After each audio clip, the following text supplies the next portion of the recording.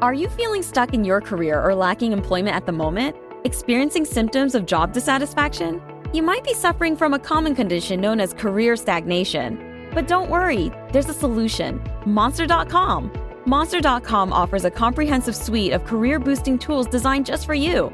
Our free resume review and AI interview prep tool will help you stand out from the crowd. Need more guidance? Dive into our career advice articles for expert tips and insights. And don't forget to check out our salary tools to ensure you're getting paid what you're worth. Side effects may include a new job, increased confidence, and a brighter future. Consult Monster.com today and take the first step towards your new career. Ready for your next job opportunity? Visit Monster.com now.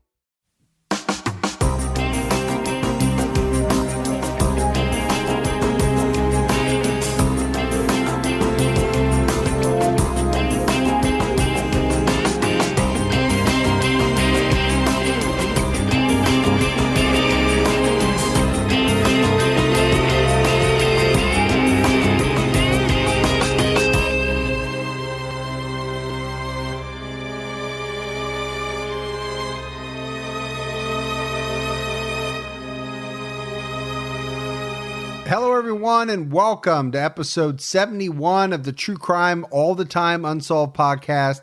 I'm Mike Ferguson, and with me, as always, is my partner in true crime, Mike Double Hernia Gibson. Gibby, what's going on? Hey, matey, what's happening? What was that? I said, hey, mate, what's happening? It was the first two words Australian, and then the heart of Dixie at the end, or what are we talking? little Australian Dixie. You crack me up, man. Oh, my goodness. Yeah, there you go. I'm just getting ready for this episode. Got to. It's foreign. It is foreign. I'm in the wrong part of the continent. It's not in Australia. No. We might hear a French accent at some point. We bien. Oui, oui. Oui, oui, say the French person. Say the French person. Oh, let's do some Patreon shout outs. Let's do it. We had Karen Rosenstein. Thanks, Karen. Lynn Aya. Oh, Lynn, I see you. Ashley Kozlovich. Oh, yeah, the Kozovich. Sex Stuff with Kristen. Well, Kristen, thank you for all the sex stuff. Kristen has been a TCAT fan for a long time. She does some vlogs. She does some cool stuff. Yeah, we love Kristen. She jumped out at her highest level. Yep, thank you. Amanda Hopkins, Stephanie Williams, Casey Possinger, who's been with us for a while. She jumped up to our highest level. Thanks, Casey. Katie Bonfa, Emily Kaffenberger, Heidi Nash. Yeah, I like Heidi. She jumped out at our highest level. Thank you. Layla Donaldson. Hey, Layla. Layla. Had to. You think she plays that a lot? I doubt it. She probably hates it. I'm sure she's heard it like a million times. Like every time she had a new boyfriend, they like play the song. She's like, "Oh my god!" Well, it depends on how old Layla is. I mean, that song's pretty old. Well, I know, but still, I mean, it's like it's forever. It is an iconic song. Yeah, it doesn't just go away. We had Joe Butters. Hey, Joe Butters. Mary Kogis. Yeah, Mary. Colette Ontiveros. I like that. Ontiveros. Jumped out at our highest level. Yeah. Allie Goenveld. She's going somewhere. I hope I got that right. I hope you did too. That's one I could probably say 6 or 7 different ways. How's it spelled? And maybe still not even be right. Goeneveld. Yeah, Goenveld. Yeah, there you go. Stephanie Woodburn. Thanks. Winston Kimbrell jumped out at our highest level. Yeah, Winston. We had Kelsey Niemeyer Cook. Kelsey, thank you. Jumped out at our highest level. She and her sister Megan, big fans of the show. Love it. But are donating in honor of their father. This is awesome. Doug Niemeyer, who today, on the day this comes out, will be his 60th birthday. Man, Dougie Fresh. And Dougie Fresh is a huge fan of True Crime All the Time. And you'll hear a voicemail from Kelsey talking about her dad a little bit later. That's great. It's awesome. Happy birthday. And then going back into the vault, this week we selected Michelle Watson. And Michelle's not only one of our longest Time supporters. She's also a relative to Watson to Sherlock Holmes. Is that where you were going? What was his name? Watson. Dr. Watson. Dr. Watson. Paging Dr. Watson. Dr. Watson. No, I was going to say she's also one of our biggest supporters. Yeah. In terms of just overall support, Michelle Watson is unbelievable. We appreciate you too. Yep, we do. We appreciate you. We appreciate the new Patreon supporters and all the people that continue to support us month after month. And we can't leave out our PayPal support. We had a lot. Love our PayPal. Recently. We had Jonathan Taylor. Thank you. Jessica Burnson. Thanks, Jessica. Chad Eberhardt. Cosmo Corbo, which is a very cool name. You get people to look up when you say your name, please, and you're like, Cosmo. Cosmo like, Kramer. They look up and they're like, we'll move you right into the front of the line. Alana Bush. Catherine Triplet. That's 3 of them? I think it's just one Catherine. You just said triplet. Yeah. I'm Allison confused. Thompson, our friend Allison. Hey, Allison, thank you. From Crime Con. Yeah, our buddy. Said that she wanted me to take you out to lunch. Yeah. I'm telling you that now. After the fact? After the fact. You didn't take me out to lunch. No, I did buy you pizza, though. You did buy me pizza. Let's Thank call you. it even. Maria Fojo. Hey, Maria Fojo. Elizabeth McKisson. And then Kate Massey. Hey, Kate. So a lot of great support. We really appreciate it. Love it. All of it helps us keep the show afloat. Doesn't get me a new chair yet. No. You got the new chair. It's not. I have the same chair you have. You get a new chair every 3 months. We go through this all the time. These are the same 2 chairs we've had since we started the podcast. I don't even get your hand-me-down chair. You I know? got these chairs for $39 at Sam's Club. It feels like it. I put them together myself. It feels like it even more. It is time to spring for new chairs. I will give you that. Yeah. That's probably how I got a hernia. Oh, so now I'm being blamed for the hernia. You know. The octuplet hernia that you have. Yeah. Well, I'm sure you're blaming me for your shoulder injury. My energy? Your shoulder injury. I blame my wife for that one. She made me carry some drywall in the other day. She did? Yep. Hurt my shoulder. That's it right there.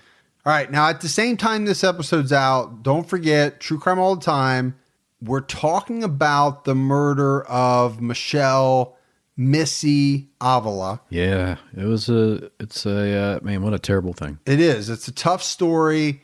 Shares a lot of characteristics with the Shonda Scherer story that we covered. It does. It's along the same lines as that.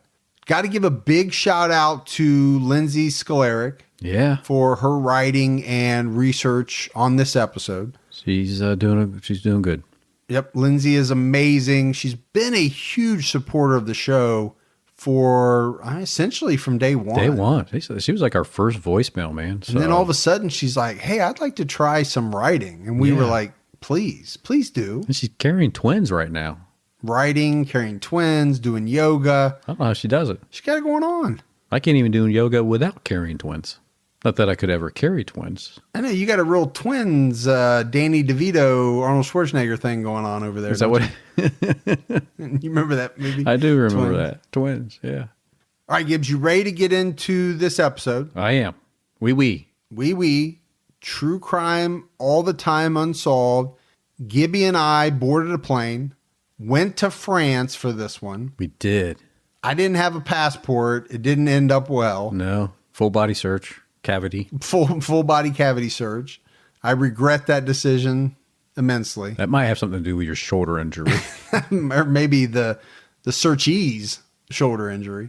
We're talking about Yves Godard. And Yves was a 43-year-old doctor, an acupuncturist. He had his own practice in northern Brittany, France. In 1999, this is the time frame that we're talking about, Yves was married to his second wife, Marie France, and they had 2 children, Camille, who was 6, and Marius, who was 4. So on Monday, August 30th of that year, 1999, Yves finished his day at work early. He canceled his remaining consultations. He had planned a trip with his children to go fishing. On September 1st, he took a sailing boat named the Nick from the port of St. Malo. And Gibbs, let's just throw it out there, right? There's going to be a lot of names of cities and people that we are going to be pronouncing. The level of bad pronunciations is probably going to be at an all-time high. Yeah. Because we mess up on a routine basis in our own country.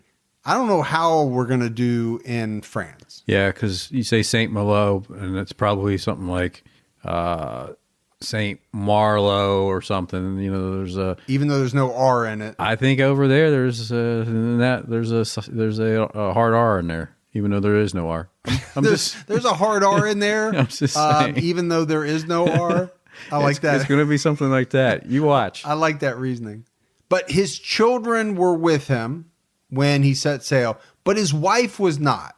And neighbors would come out and say that the two had a pretty fierce fight the day before, because apparently Yves felt that his wife was having an affair, and that prompted this massive fight, which, if you think about it, Gibbs often does. Often is the root of the cause. If one person thinks that the other person's cheating, it's not going to be, hi, how you doing in the morning? Not going to bode well. It normally doesn't when, you think that your loved one is loving somebody else. Nope.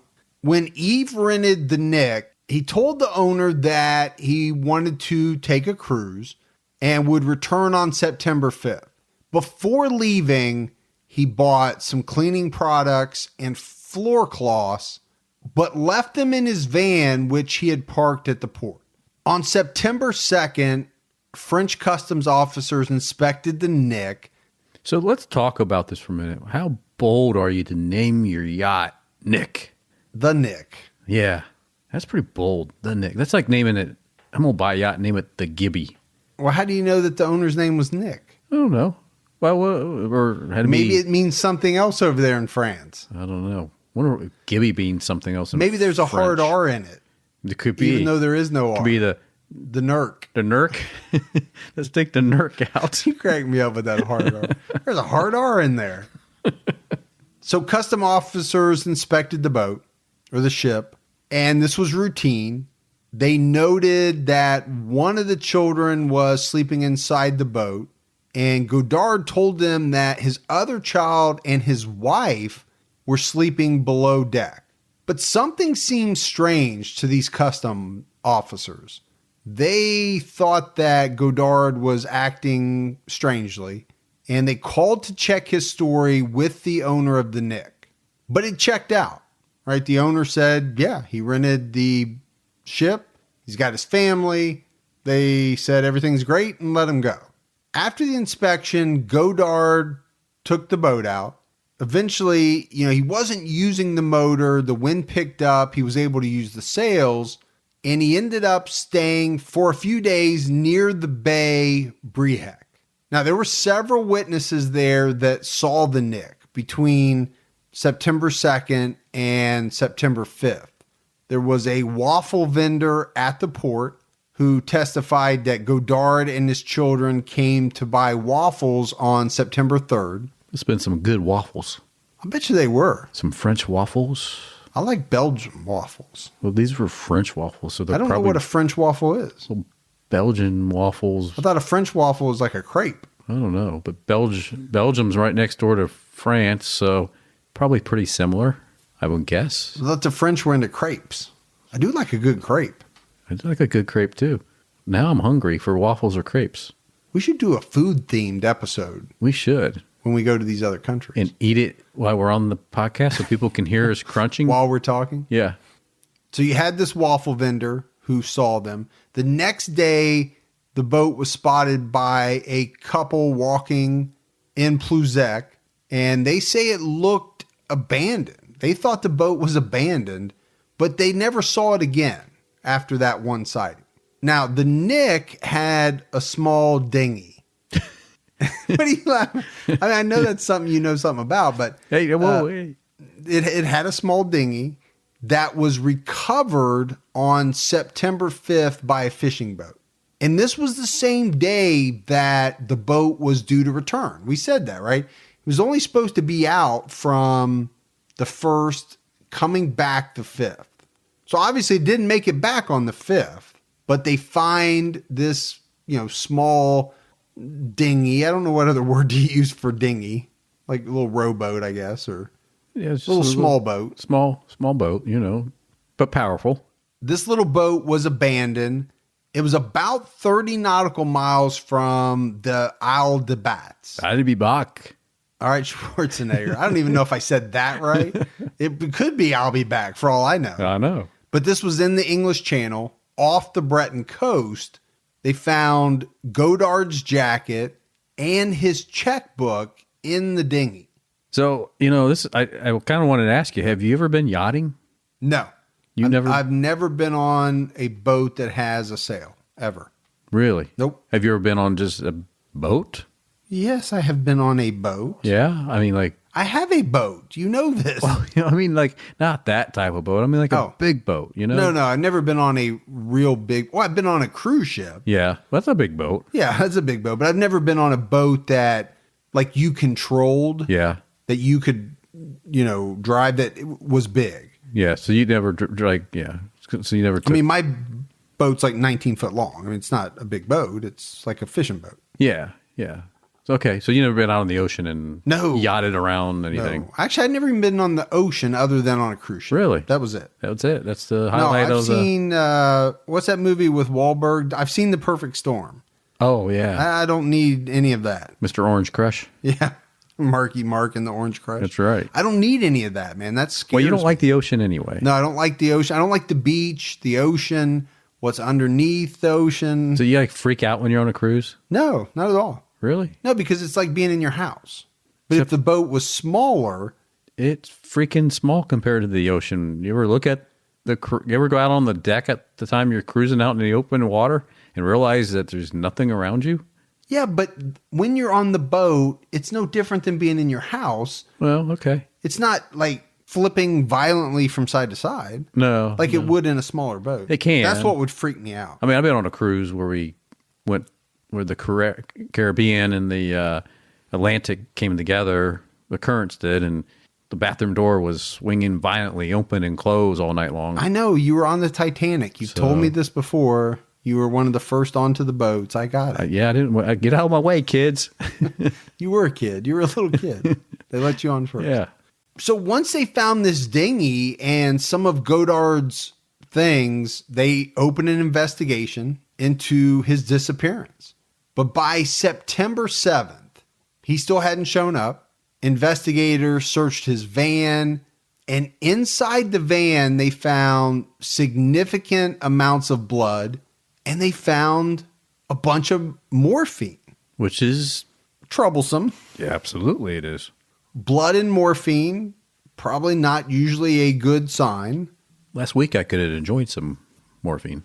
I have had morphine a couple of times, like when I had kidney stones. Yeah. There's never been anything like that that's put me in la la land. It's good stuff. That stuff will just... you would never have a care in the world. Yeah.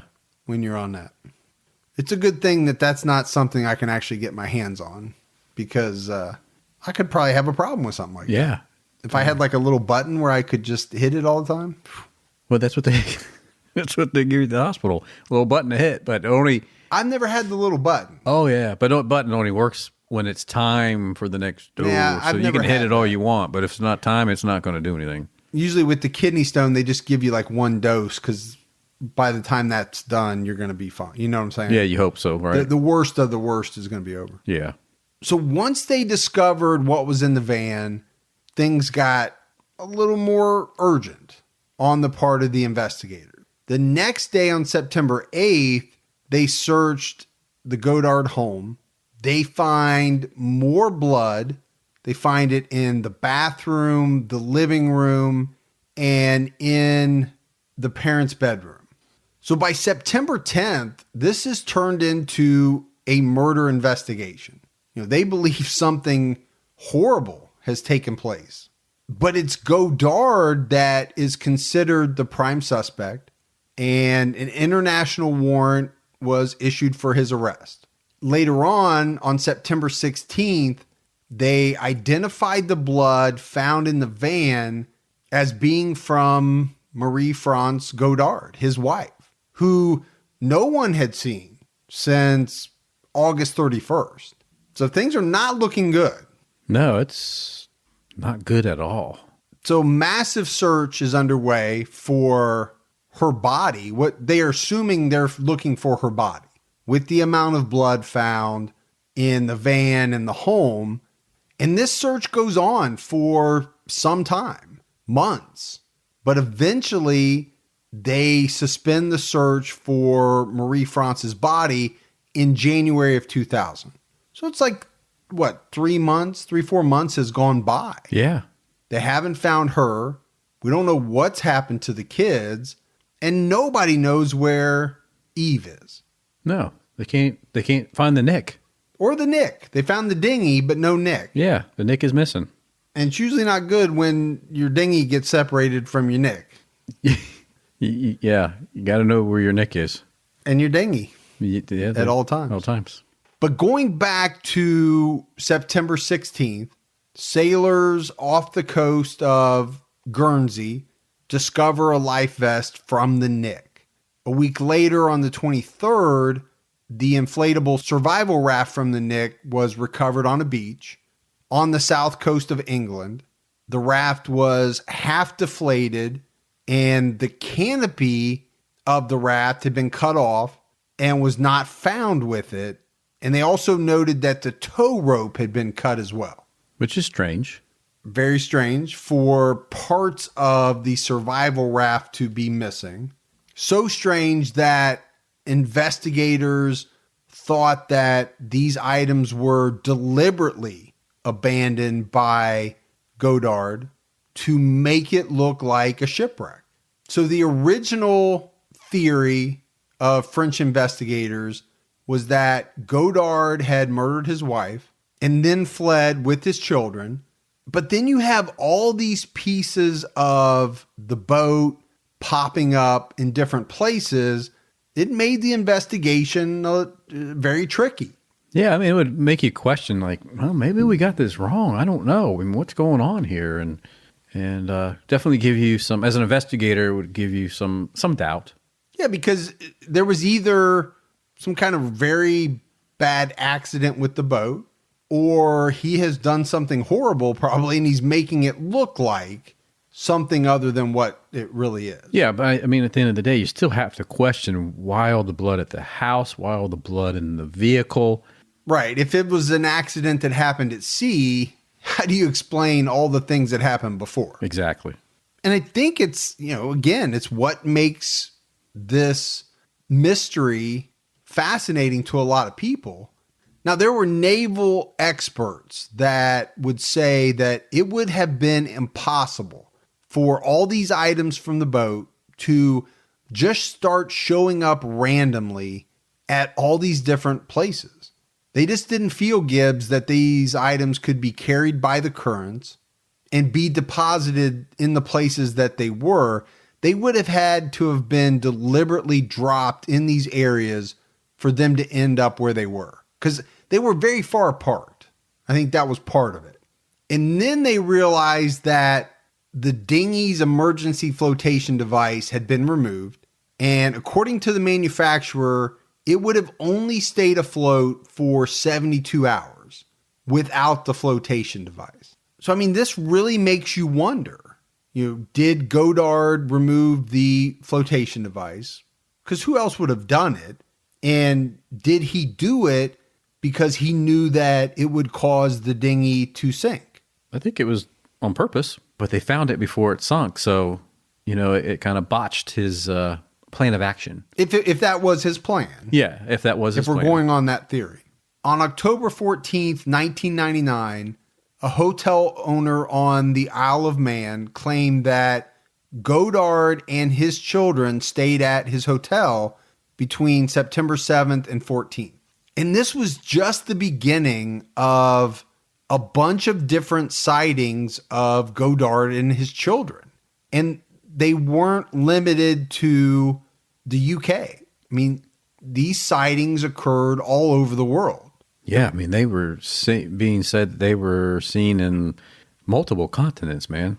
Yeah, from South Africa to Miami to Crete. I mean, he's all over the place. If you believe that people were actually, seeing him and his children. That's a lot of doppelgangers. Or that's a lot of traveling. That's a lot of traveling too. Yeah. One of the two. On January 16th, 2000. So this was probably around the time that they called off the search for his wife. A canvas bag was found in a fisherman's trawling net off the Breton coast. So I'm thinking Forrest Gump here when I think trawling net, right?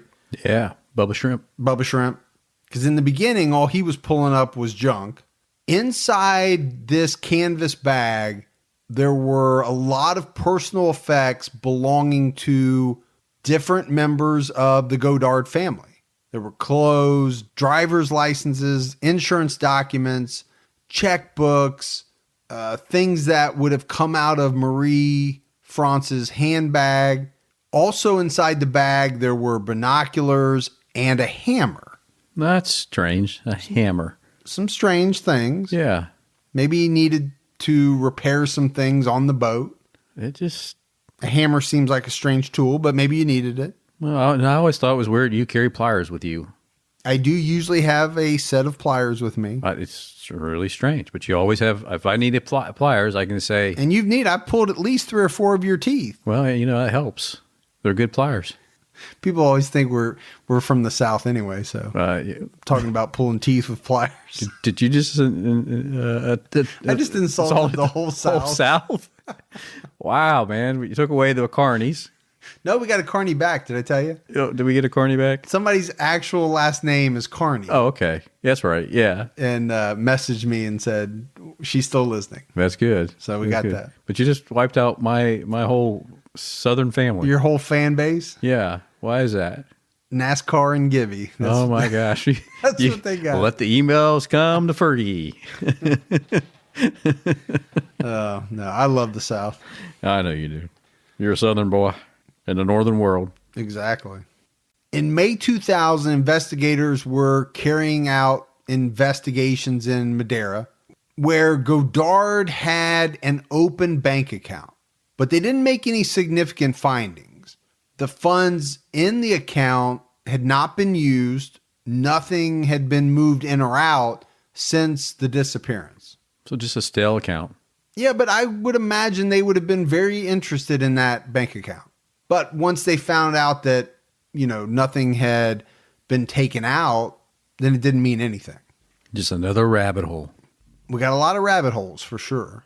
On June 6, 2000, a seashell harvester was casting nets and his dredger came up in the middle of the night with a fragment of a human skull in it. But he threw it back into the water. What the heck?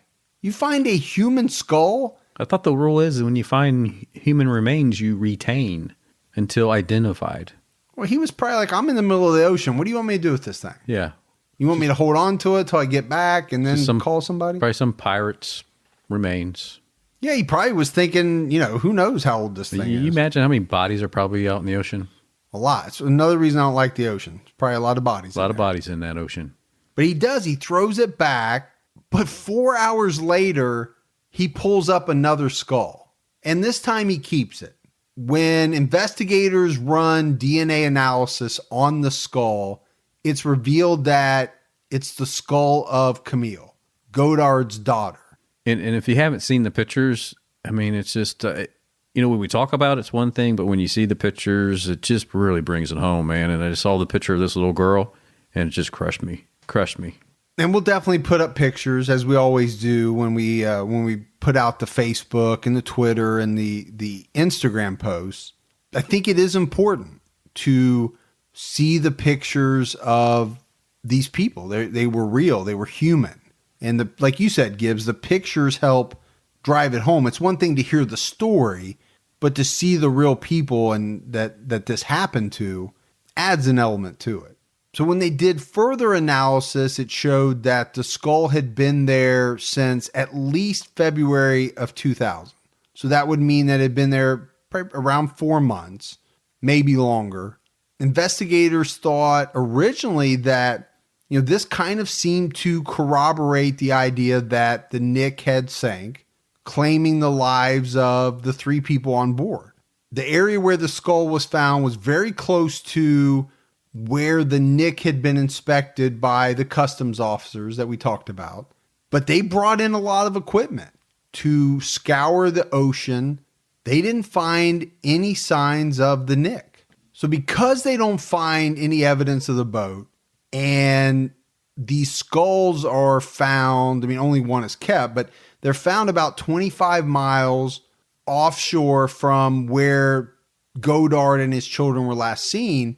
I think investigators start to shift gears and think that, maybe he deliberately sank the boat. In February of 2001, Yves Godard's business card was found by someone walking on a beach off the coast of Saint-Jacques-de-la-Mer. That same month, a bank card with his name on it was found on the same beach by another resident. Then in May, just several months later, another credit card of his was found on the same beach. So that's 3 things tied to Goddard found on this one beach in a relatively short period of time. Investigators make the decision to search the entire beach, and they also bring in a minesweeper to survey the seabed around the archipelago there, but they don't find any trace of the Nick. So the Nick is still missing. Yeah, we still don't know where it is. And we don't know where Goddard is. But on June 3rd, another credit card was found by a diver off this same beach. And it's now at this point that investigators are starting to think that Goddard had stopped off at this beach and emptied out his wallet. To throw investigators off, maybe? I don't know why else somebody would empty their wallet. Yeah, I don't know either. It's not like if you get rid of the credit card, you don't have to pay the bill. The bill's still coming. And if you were on the run, you wouldn't use your credit card anyway. So, No. I mean, that would be a good spot to try to throw them out and get rid of people trying to think that you were still out there. Yeah, but I think if you wanted to get rid of it altogether, you would have dropped it in the ocean. So obviously, if he's doing this on purpose, he is purposefully picking pieces out and dropping them, right? Not trying to get rid of the evidence, trying to have somebody find it. Yeah, I mean, the way that they're being found and like that to me I would think it's because they sunk and now the current in the ocean, the motion of the ocean is pulling them up and out and they're washing up on the beach. I don't know. Yeah, either that or somebody wants you to think that. I think those are the two things that you're left thinking, right?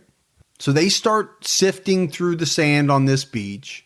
They don't find anything else at that time, but they find another credit card on July 31st. And all of these cards are analyzed by forensics, and it was determined that the cards had not been in the water very long before being found. So this even adds some fire, right, to the theory that they had not been thrown into the water back in September of 1999. Makes you wonder how they can determine that, I mean, you've got a credit card, plastic, and you can determine how long it's been waterlogged. Forensics, man, you can't, it's amazing what they can do. That's why I think it's hard to get away with anything nowadays. Not that I'm trying to get away with anything, but if you were. But if I were, I don't think I could. You have to be really know your game. Technology is pretty darn good. Yeah. And the science is really good right now. I think I could beat it. And it's just getting better, right? It's just going to continue to get better. I think I can beat it, though. I believe you. Yeah. Maybe I have. Maybe you have. Maybe you haven't. Yeah. But, as investigators are weighing all this information, I think it just, fuels that theory that the cards had been dumped off one by one. And a lot of police attention, during this time was centered around the Isle of Lewis. Officers put up posters. They handed out photographs of Goddard and his children. They were trying to get people to come forward with any information they had. And the reason that they were there was because an anonymous letter was sent to French police in 1999, which claimed that Goddard was seen boarding a ferry in Lewis with his children. An earlier letter from the same source had claimed that all three had been seen in the Isle of Man. So Gibbs, police took these letters seriously. I mean, they really looked into them, even though they realized that there was a huge possibility they were written to throw them off, to point them in the wrong direction. Now, on August 8th, 2003, a briefcase was found that was believed to be Goddard's, but they could never confirm that it was really his. And I think investigators now think that it's not. They think it was maybe some type of hoax. Obviously, there was something in or on the briefcase that connected it to Goddard, but they now think it could have been a hoax. And then we fast forward to September of 2006. And this is when human bones, a femur, and a tibia were found on the seabed of Herd's Deep. This is located about 43 miles north of Roscoff. And these bones were conclusively found to belong to Yves Godard. So things are heating up, Gibbs. They have found bones that they know for a fact came from Goddard. Yeah. So they send out another mine hunter to this area. Again, they're looking for the nick. They still have not found this boat, and they don't find it again. But at this point, investigators are starting to think that Goddard is likely dead as well. And this caused a lot of the public to lose interest in the case.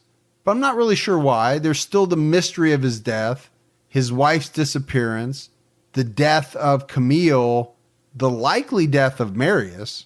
I mean, you can't assume he's still alive after all that time. I mean, all of that is still out there. It's still unsolved to this day. But what does happen is after they essentially confirm that Goddard is dead, they start searching for Marie France's body again because they get a tip in the form of another anonymous letter, and it leads investigators to search the storeroom of a cemetery that was less than 3 miles from the Goddard home. And they found some bones that the anonymous letter claimed belonged to Marie France. But DNA analysis revealed that they were not hers. They didn't belong to her. On December 14th, 2008, a plastic insurance card belonging to Goddard was found in essentially pristine condition on a beach in Chappelle. And this caused renewed efforts by investigators. And why wouldn't it, Gibbs? I mean, 2008, this is 9 years since Goddard and the children left on the boat. Right. If the card shows up and it's all tattered and it's a mess, okay, maybe not that big a deal. But it's found in pristine condition. That had to spark some interest. It had to. In 2011, a new theory was brought forward by a man named Eric Limasson. He published a book about the family's disappearance. And in the book, he theorized that there was a financial reason for the disappearance, and it included the mafia. And he says that Goddard had a very active role as a member in the French trade union. He points out in the book that there were several people murdered that were affiliated with this same trade union. And his theory is that Goddard put his money in tax havens in the north of France, staged the shipwreck to disappear off the grid. But he adds to this theory that it didn't go as planned, right? The plan didn't go the way that Goddard thought it would. When he told Marie France about it, she disagreed. That led to an argument, and that led to her death, intentional or accidental. After that, Goddard panicked, and he took his children on the ship. So the theory in this book essentially centers around Goddard's money, his association with this French trade union, and that they were going to deposit the money for him, but they didn't. They stole it. And in trying to get the money back from them, he was killed. He lost his life. So it's an interesting theory. It's an interesting story, but investigators don't buy it. They're not buying this theory. But on September 14th, 2012, the case is closed. And the magistrate that ordered it to be closed made a statement that said, the only hypothesis we can exclude is that the family's disappearance was a simple sailing accident. And even if it is the most likely line of investigation, we cannot formally confirm that Yves Godard murdered his family. The case is closed with no charges brought. So he's essentially saying, Gibbs, that the only thing they know for sure is that this wasn't an accident. Yeah, that's all they're saying. A sailing accident. Right. But they don't have enough evidence. They don't have, anything conclusive to say that he murdered his family. Now, there's a lot of signs pointing to that as a possibility, as a strong possibility. In 2016, Marie France and Marius were declared legally dead. And there's actually some very recent news in this case, because on January 31st of this year, a small child's skull was found on the beach in Brittany. There have not been any child disappearances reported in the area. And it just so happens that where this skull was found was in the general area where some of Yves Godard's things had been found in the past. So what this caused was a lot of renewed interest in the case. But because it's so recent, the skull has been sent off for DNA analysis, but we don't know the answer yet. We don't know if it's a match to maybe Marius. We just don't know. So those are the facts as we know it, Gibbs. Those are the fact, Jack. But now let's get into theories. Yes. I think the most popular theory out there is that Goddard murdered his wife, then his children, and then somehow he died as well. So one of the theories, and the theory that I kind of believe in, is that I think he found out that his wife was having some form of affair, which is going to set off, the husband. So he confronts her. It doesn't go well. He doesn't get the answer he wants, or she tells him the truth and he doesn't like that. Somehow he ends up killing her. He's got access to morphine, other drugs, other ways to kill her. He does it, puts her in the van, kills her at home, puts her in the van. Maybe he takes her on the boat. I think he probably does take her on the boat and dumps her out at sea. Of course, they find all the blood in the van. They find some blood back at the home. To me, it all ties together. I think his intentions were never to hurt the kids. I think they went out on the water. He wasn't that great of a sailor and got himself in an issue. And I think the boat actually did sink. I think it ended up killing him and the kids. And that's why you find some of his bones. That's why you're finding the kids' skulls and everything like that. What the heck happened to the boat? I don't know, but it's a yacht, but it's not a gigantic yacht. And I'm telling you, the sea can tear that stuff apart. And that's why you're still, to this day, still finding parts of his identification and other personal belongings floating up. So I buy that theory. I mean, there's a lot of things that tie together, right? The blood in the house, the blood in the van. I'm assuming if they had ever found the boat, they would have found blood on the boat probably as well. Yeah. And it would have all tied together. So that's one that I could buy. But there's others, right? Oh, there's theories. many theories. Another theory is that perhaps Marie France orchestrated the whole thing. She's never been found. Technically, Gibbs, she could still be alive. She could have staged her own death, or even as part of that, framed Eve, smearing her own blood into the van. Well, it's true. I mean, it could. I think this one's pretty far-fetched for me.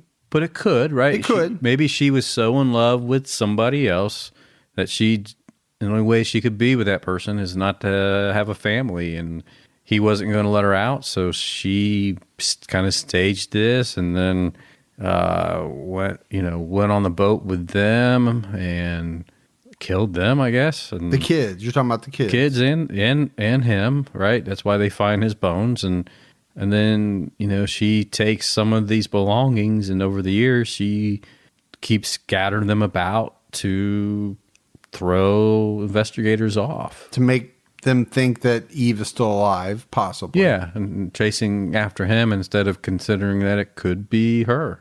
Well, and to add to that, I think people have thought that maybe she had an accomplice. Maybe it was the person that she was having the affair with that helped her carry some of this out. But again, I don't know. This one's a real stretch for me. Well, I think it's a huge stretch. But Yeah. that's what some of the theorists say. Sure. Now, there's another theory that Eve is still alive and that he essentially faked his own death. We talked about the fact that they found his tibia and femur bones. But Gibbs, how difficult would it be to cut your own leg off at your femur? Well, I think it would be, so they found all that morphine in the van. So let's assume if he did this, he had all that morphine, which would certainly help the situation. And he is a doctor, so he has the knowledge of it. But it'd be like that movie with James Franco. Oh, 127 hours or something? Yeah, when he had to cut off his Arm. I don't know how you do it, man. I don't know how. Well, wouldn't there be a better way than cutting? You'd be cutting essentially like at your hernia spot. Yeah, don't go there. Ouch. Couldn't you like cut it off at the ankle like in Saw or something? I would think. And if I went through the whole process of like cutting that stuff off, would tie a life vest to it to make sure they found it. I just wouldn't want okay, I cut it off. Hopefully this will wash out. Yeah, I hope this washes up on the beach or someone finds it so they quit chasing me. I don't know. I think there's got to be a better way to fake your own death than cutting your leg off at the femur bone. Yeah. That seems very extreme. Yeah. And Maybe cut a pinky. And then think after that, you got to sew it up and singe it, whatever. What about a pinky and a little toe? Yeah. Yeah, I could do that. Well, much easier than cutting your whole flipping leg off. Yeah. Give me a vial of morphine. I'll cut my finger off easily. So it's a theory, but it's pretty far-fetched to me. I would think so. Part of that would be the fact that he then took the random cards and items and, placed them around. And you think somebody would notice somebody like that, You would think. One-legged, man with a fresh wound. I don't know. To me, at the center of this is, where's the boat? The boat's got to be at the bottom of the ocean somewhere, right? You would think. And they just haven't been able to find it. Yeah. Again, it's a yacht, but it's not a big yacht. And, that ocean, no matter if it's the bay or out, at sea, it's a small thing compared to everything else. Now, a couple theories talk about the fact that maybe he was able to change the name of the boat enough that nobody has ever recognized it. Yeah, I think There's another theory that, because we mentioned in that book, it's theorized that he got caught up a little bit with the mafia. Maybe they caught up with him, cut off his leg, killed him. Yeah, that's a possible there. I can see that. I actually see that more than cutting your own leg off. Yeah, I can see the mafia doing that. But a lot of people think because these items keep getting found, some of the items appear to be in pretty good condition, that there is someone still alive scattering random items to be found. But even with that, Gibbs, you could have somebody that is playing around, fascinated with this case, happened to find his wallet and decided, hey, this would be fun to play with people. Yeah, I can see that. They're just messing around, you know. They think it's funny. They think they can't believe that the police still think that there's a possibility, so they keep chasing it. So they keep dropping another piece of identification. And then it hits the news, and they're reveling in that. Yeah, look what I made him chase it again. For that to be true, somebody would have had to just have happened to find his wallet, though. And have to be a senator. A senator. They have to be Now you got senators wrapped up in this. sinister. Sinister. The senator, the junior senator senator is The involved. senator got involved. It's a power play. But either way, I mean, it's a weird story. It is a weird story because, Did again, you we just don't. drank literally right into the microphone with a big gulp? Nobody heard that. I guarantee you they did. Did you hear that? That was me gulping. But anyway, I don't think we're ever going to know what really happened. You know, I think we, again, theorized, rabbit hole. Well, until that senator comes forward. That Once senator- the senator comes forward, Yeah. all will be revealed. Somebody will always flip on that senator eventually. People, I hope, some people listen to us and they fall asleep and then they wake back up. Right now they're waking up going, Senator. What senator's involved? There's a senator involved in this? I thought this was in France. French fries. But that's it. That is the story of Yves Godard In the family. and the family. But let's not forget, we know for sure that Camille is dead. Yeah, we do. You have to believe that Marius is dead. Yeah. Somebody that age, I just don't believe that. And to me, it would be hard for it during that time frame for any of them to just disappear off the grid. It's not impossible. People have done it. Yeah. Yeah, I just think, like you said, I think it'd be kind of rough. I personally believe they're all dead. Yeah, I do too. I think, how he died, I'm not sure, but he did. And then I do think he probably killed his wife. And then his plan to get away from it, to run, just backfired. Yeah, and something happened to the kids either on purpose or accidentally, like you said, because he was not an experienced sailor. Maybe they fell overboard, maybe they drowned, whatever. I'm going to go with accidentally. I hate to think that he purposely did something to his kid. Yeah, I do too. But that's it. That's the case of Yves Godard and family. Gibbs, we got some voicemails. You want to hear those? Let's hear it. Hey, Mike and Gibby. My name is Megan. And I'm Kelsey. We are from Chateaugay, a very small town in way upstate New York. We are both big fans of TCAT and TCAT Unsolved. Our dad, Doug Niemeyer, is the one who introduced us to your podcast and has been a huge influence on our obsession with true crime in general. Thanks, Dad. We're actually calling because Dad turned 60 on June 3rd. So we want to not only give him a birthday shout out, but because it's one of his favorite parts of your show, we were hoping Gibby could maybe wish him a happy birthday in one of his always accurate accents. Personally, I'm hoping for Australian. No, Scottish. It's definitely British. Thank you guys for all the hard work and time you put into the podcast every week. Happy birthday, Dad. Stay safe and keep your own time ticking. All right. So love that voicemail. We talked about it when we did the Patreon shout outs. We actually played this one on True Crime All the Time. We don't usually do that, but this is how much we want to make Doug Niemeyer's birthday, his 60th, amazing. Yeah, good day, mate. Happy birthday. I thought for sure you were going to do a French accent. Oh, oui. You can't say happy birthday with a French accent? Happy birthday. That was that was Chef Boyardee if I've ever heard it, or Mario.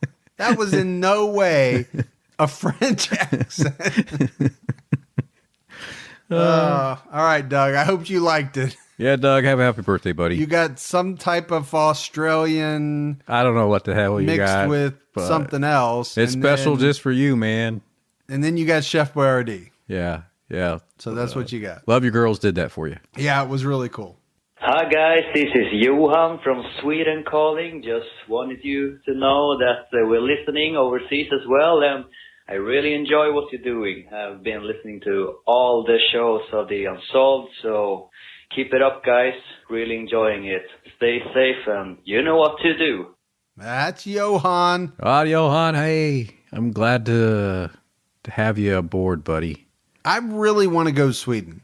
We've got Badly. so many Sweden listeners. It's incredible Or how many Swedish. we got. Well, they're Swedish, but in Sweden. In Sweden. Yeah, but we really do. I mean, I can't believe how many we have. We've got to go. All right, let's go to Sweden. Johan, we're staying with you. It's decided. Well, that's going to make some people upset because they thought we were going to stay with them. But, well. You know what? We'll rotate. All right. One night we'll stay with Johan. Yeah. And then we'll stay with other people Yeah. subsequent nights. Yeah. How long is this trip to Sweden going to be? I don't know. All right. Couple days. I want to go to Sweden. Hey, Mike and Gibby, this is Rebecca calling from New York City, again, center of the universe, which I'm actually quoting from Jonathan Larson's show Rent, so it must be true. Anyway, this is really for Mike. I wanted to offer some alternate adjectives for interesting, so I compiled the list in alphabetical order. Just suggestions. Okay, here it goes. Compelling, curious, disturbing, fascinating, intriguing, perplexing, significant, and unusual. And of course, there's always a favorite, interesting. So I hope this is helpful.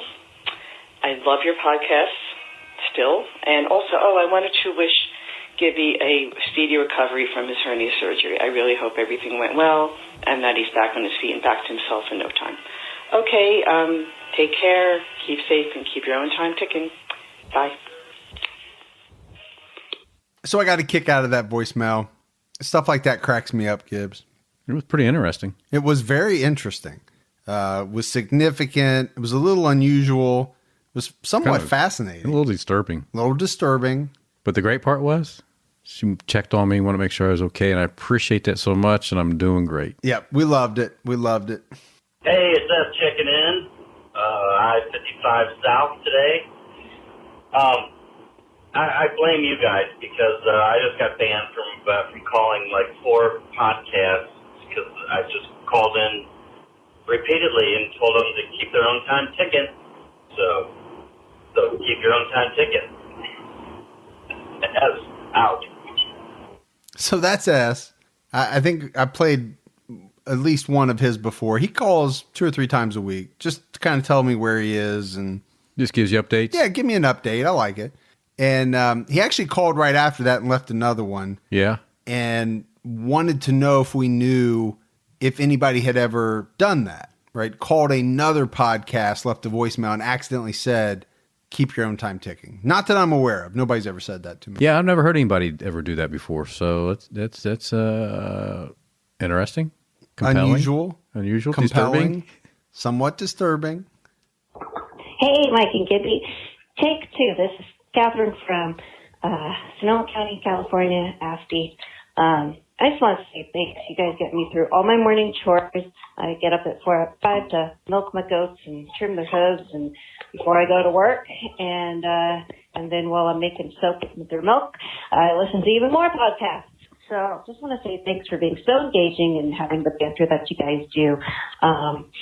You make everything during the day go by a lot faster. So I just want to give you a shout out and say thanks. I've been listening to you pretty much since the beginning. So stay safe and keep your own time ticking, as you say, and we'll keep it ticking out here. Huh, Felicia? All right. You guys take it easy. Bye. Did you hear the one at the I end? could hear it, yeah. I left that one in on purpose. That's funny. I don't know what she said right before. What? Which part? Milking the goats? No, right before the end. Oh, she was talking to her one of One her of the chickens, right? or one Or of the whatever. farm animals. Okay. Yeah. But She called it a name. I just couldn't hear it. Yeah, wasn't sure about the name, but her day sounds a lot like yours, Gibbs. What's that? You get up at 4. I'm up early. You gather the eggs, milk the goats, trim their hooves, make some soap from the goat milk. Hey, have you ever had goat milk soap? I've had goat milk fudge, which is actually pretty good. That's different than goat milk soap. I don't eat soap, just regular soap. So why would I eat goat milk? Oh, it's good for your skin. Maybe someone will come into the mail to you some goat milk soap. I'll use it. And then all of a sudden I'll probably turn into like some red blobby mess. No, it's good for your skin, man. I'll try it. We could put that into what we received in the mail this week. Yes. Hi guys. Hi guys. This is Melissa. I'm a new listener. I've reached out on Twitter and I've been binge listening for the past 3 days of True Crime All the Time Unsolved, and I'm loving it so far. And I will definitely check out the original podcast, True Crime All the Time. Just want to let you guys know that I really, really enjoy your podcast, and I just want you guys to keep the good work and can't wait to keep listening to new episodes. Bye. All right, Gibbs, we love new listeners. Love it. We love when they find us, they're binging. Now, she's starting with Unsolved, which is usually backwards from the way that we hear people do it, but could be forward. You don't know. It's awesome. Don't you be judging. I don't judge. So judgmental. I'm not a judger. You're a judgmental person. I'm a senator. You're a senator. I'm manipulated for sure. A little disturbing. Compelling. And interesting. It's fascinating. You got it. All right. We got to get out of here. That is another episode of True Crime All the Time Unsolved. So for Mike and Gibby, stay safe and keep your own time ticking. Happy birthday, Doug. Happy birthday.